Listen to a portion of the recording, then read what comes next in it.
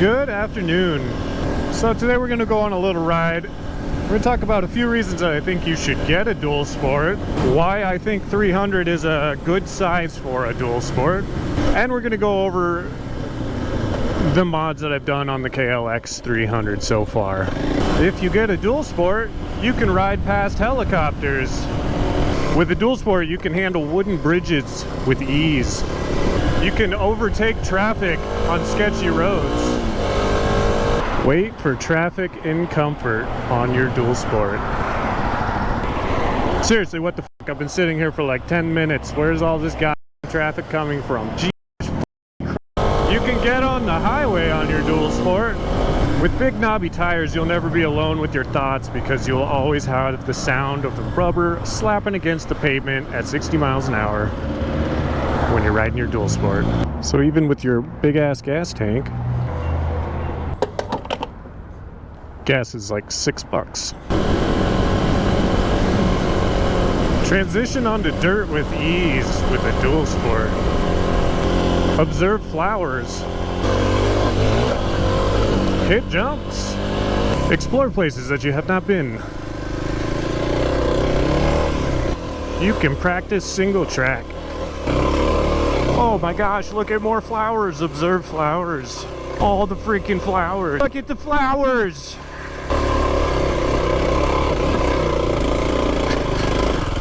Oh yeah, dodge that stump on your Dualsport like you didn't do last time. Oh! You can almost drop your Dualsport next to a tree. Okay, so I think you get the point. I think it's the closest to a everything bike that you can get.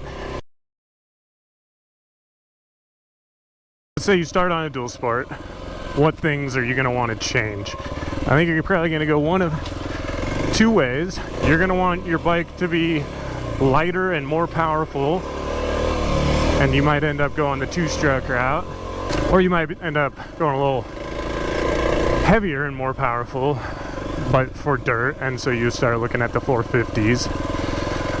Or you're going to wish you could carry more stuff, and you still want to ride dirt, so you might start looking at the bigger, like 650s, or you might start looking at adventure bikes.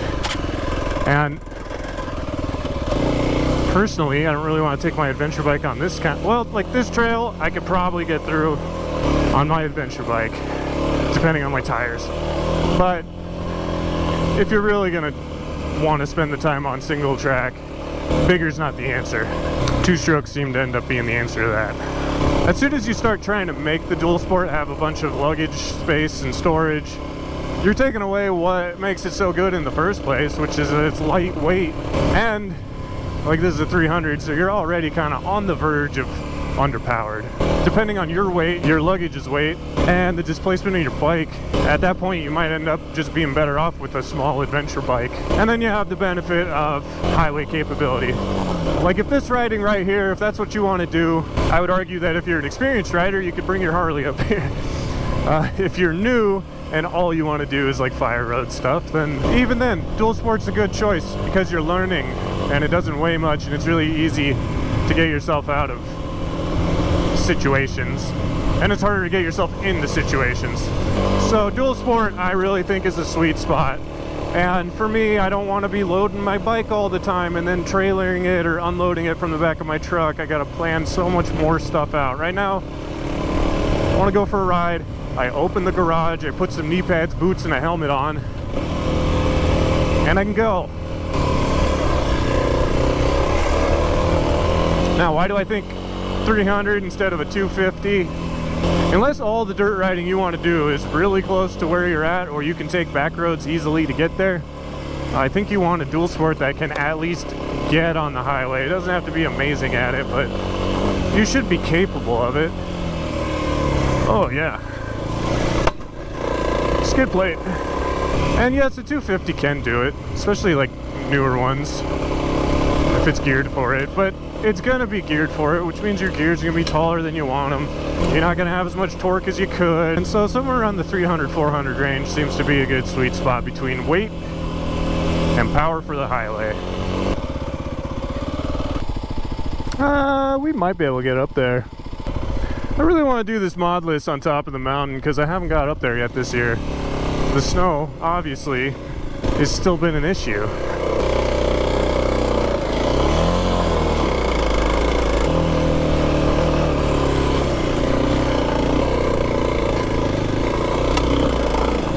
Oh man, this is gonna suck to come back down for me.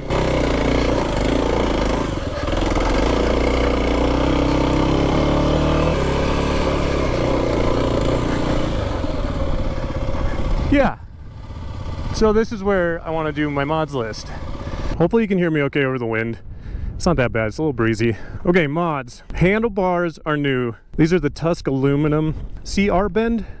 Now I had 30mm Tusk bar risers under here, and they were too tall, and I had the handlebars rolled really far forward, which is kind of nice, but it throws a lot of controls off. And I was having issues with the handlebars, holy hell, that's a big bumblebee, being turned all the way one way, this way.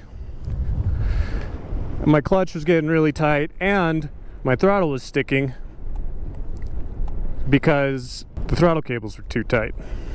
I went back down to the 15mm instead of 30s. I do wish they were higher because I'm taller. I could reroute all this stuff. I think I'm just gonna deal with it. Got the Cherubies Bark Busters, and that's the real reason why I got the handlebars, so I could insert these.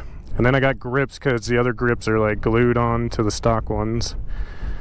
So essentially the whole front end, bar risers, handlebars, grips, a Cherubies Bark Busters. And then I just did the video on the IMS 3.8 gallon tank.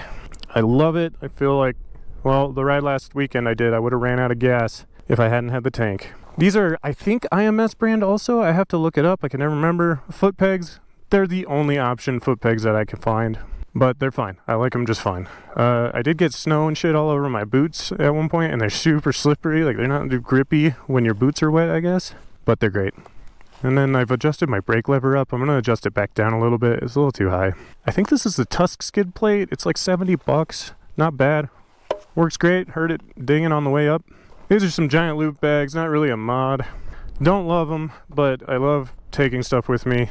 Other mods, is that it? I took the bag off, the stock bag, and I 3D printed some spacers to fill that gap and keep mud and crap out of there because it just leaves these holes, which is kind of a sucky design. Oh, tail tidy. This is a tail tidy from TST. Kind of regret it. Get mud everywhere. Looks better than the stock though. I 3D printed a holder behind it, which is actually working because without it, my license plates were getting just beat up by rocks and stuff. Is that it? I think that might be it. The only thing I really want to do now is look at shorty levers or levers shaped so that I can get 2 fingers and have room for my other 2 behind it and still pull that farther back. Because as I described in a different video, I'm having some weird issues with my clutch at times, and I think I know what the issue is. It's just finding some levers that work for me, I guess. Oh, and then the D606 tires. Those are new. They're not stock. Comes with the D605s. Frankly, I could have saved the money for the bit of riding I've been doing.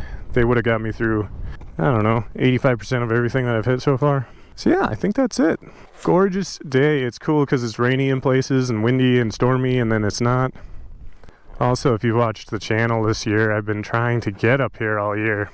Not really looking forward to going back down. Coming up was fine though. I don't know how well it'll come out on camera, but you can see all that rain over Mission over there. They still have a surprising amount of snow. Okay, I'm heading down. It's really cold. The wind is very chilly. I can't remember where the frick I came up. Well, probably those tracks there that are brand new. Really, the only part I was kind of worried about. I feel like hopping up it was one thing. I'm sure this looks like a flat, open, rocky thing on camera. Oh, okay. I gotta fix my rear brake because it's so tight now, or like high, it's high. Between controls for standing and controls for sitting. And I constantly use the excuse that, you know, since I'm so tall, that variance is bigger and more important, but it's probably not. Oh, I don't want to go down here. I've never been up there. It doesn't look that bad.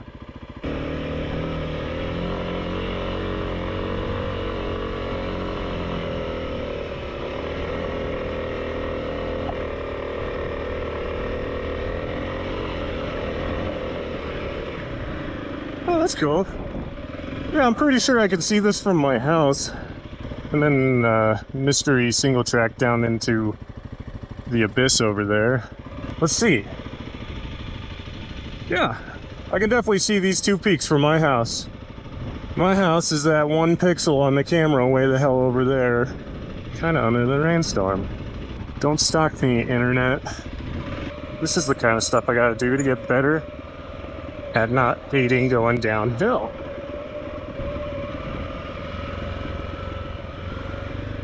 Down steep hills. I mean, almost in any situation, I'd rather be going up than down, but I feel like that was 3 different videos all rolled into one there. I gotta get better about that. But if I can get up there, I can probably get to a lot of other trails that I've been wanting to ride. I don't know, let me know what you think, if you like the group ride stuff more, or the solo stuff. I think there's pros and cons to both. Alright guys, I'll cut it off here. I'm not gonna bore you all the way back down. So, we'll catch you in a couple days here. Thanks for watching, as always. See you later.